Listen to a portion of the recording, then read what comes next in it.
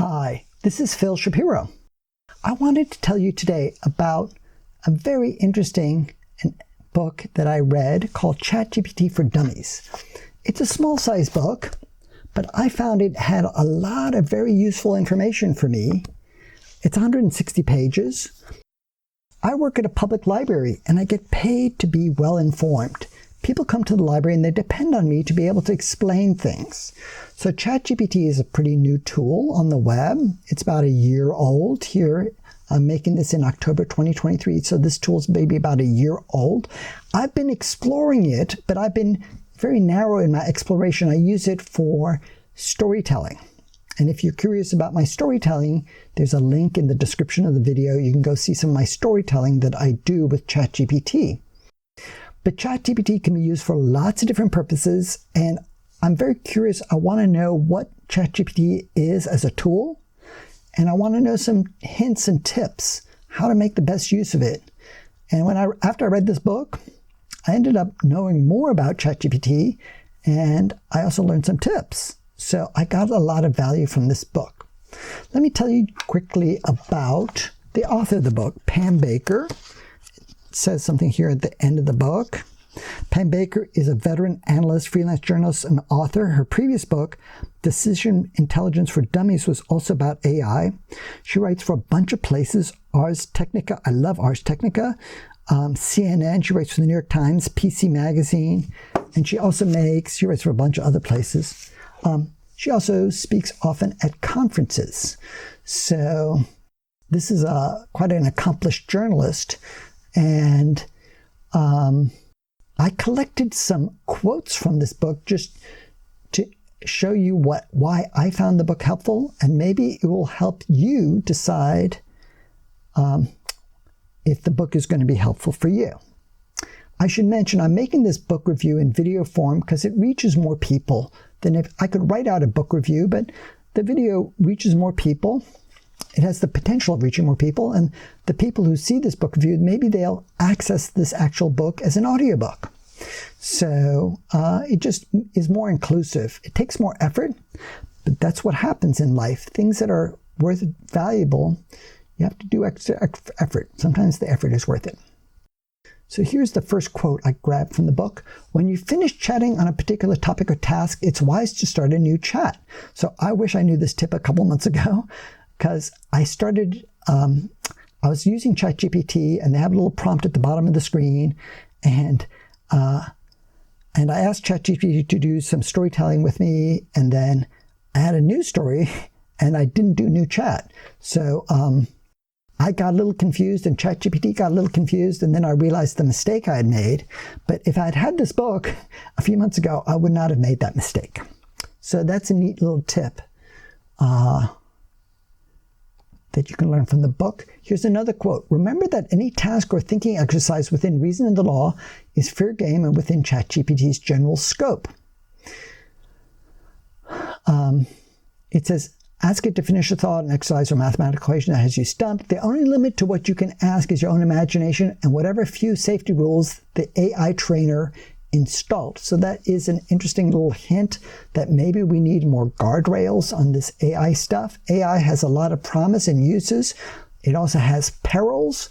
We should all be curious about both the promise and the perils. So this particular book emphasizes the usefulness of AI, in particular ChatGPT, but people need to be curious about the perils, and we all know what happens when big companies are left to run rampant on their own. They do need some guardrails, and we need to have discussions about what is the appropriate guardrails and who's going to decide how and where to put those guardrails. So here's another quote. Use prompt libraries and tools to improve your prompting. Some examples follow. Check out the awesome ChatGPT prompt repository on GitHub.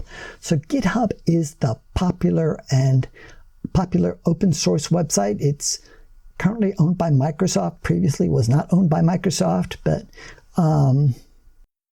So what the author is doing here is she's giving me a way to learn beyond her book. So in the book, she's explaining stuff, and then she's giving me the opportunity to learn things beyond the book.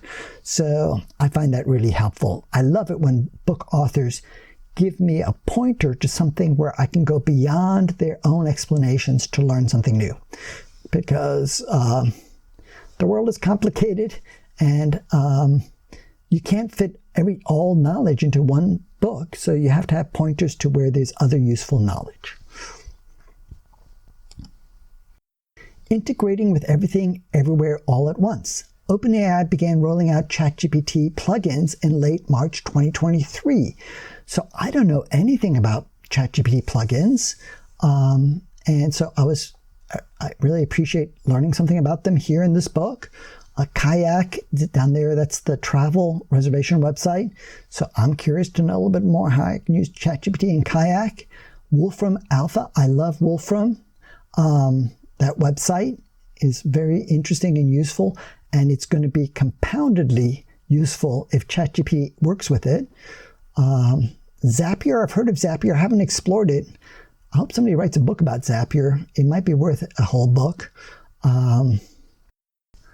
There's so much to learn, but I need to find somebody who can show me some of the ropes on Zapier. It sounds very intriguing, but I just haven't explored it much. 10 other generative AI tools to try. ChatGPT is a global phenomenon, but it is not without peers. In this chapter, you look at 10 other generative AI tools that contribute to the advancement of AI and natural language processing. So I was not expecting to find a chapter like this in this particular book, but this is like an extra bonus. The rest of the book already gave me all the value of the cover price of the book. And so this is kind of neat that the author and the editors of the book decided to include this chapter, which goes beyond the actual title of the book. And I don't know who to give more credit to, like, was it the author or the editors that were able to condense so much knowledge into one small book. So I found this book highly useful for me as a public library worker. So I'd recommend this book to other librarians, and then I'd recommend this to college professors who are teaching this kind of topic. I'd recommend it to entrepreneurs who could benefit from this kind of knowledge, and I'd recommend it to policy leaders in government. They need to understand this stuff. And it can't just be the staff, like members of Congress. It can't just be the staff that understands it and not the actual elected official. The elected official needs to understand the stuff. We can't have a country being run by the staff. So we also have to elect some younger members of Congress so that we don't have all members of Congress, whose experience with technology goes back to black landline phones, Suffice it to say, we need new blood and the ability to understand it's a very complicated world we're living in. It's only going to get more complicated. We need to elect people who are computer programmers and philosophers and school teachers, college professors, librarians who can understand and grapple with the complexity of the modern world. So, for those of you who are curious, who want to know how I made this video in this book review, this is a screencast. I'm using some free software called Simple Screen Recorder. I'm using Linux, the free operating system, Linux Mint. And I have a laptop. I'm making this on a laptop that I purchased for $12.50 from a place in Falls Church, Virginia. It has a cracked screen, but that's okay. I'm using the laptop with an external monitor. I have a nice big 23-inch monitor, 1920 by 1080 pixels.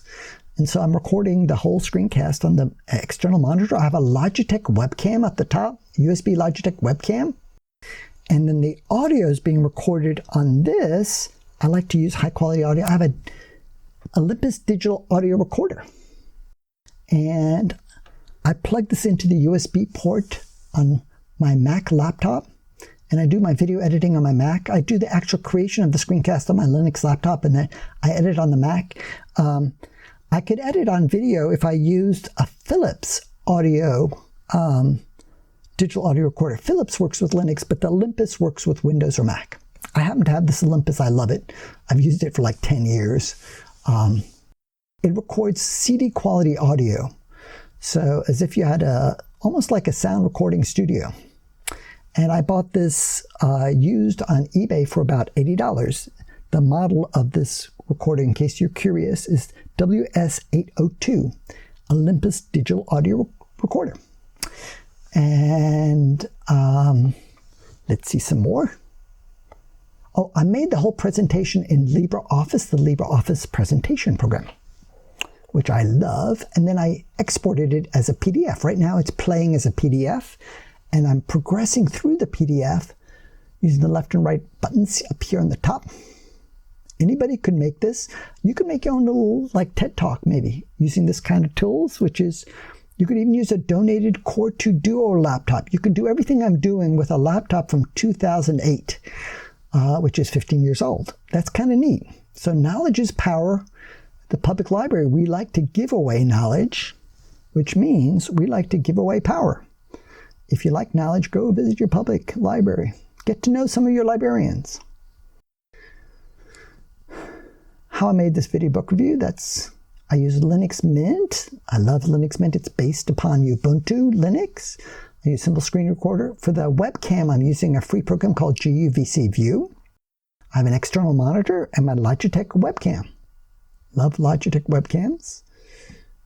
And there's my contact information. If you want to reach me, I write for a website called opensource.com. The new name for opensource.com is opensource.net, I believe. They moved from Red Hat to the Open Source Initiative.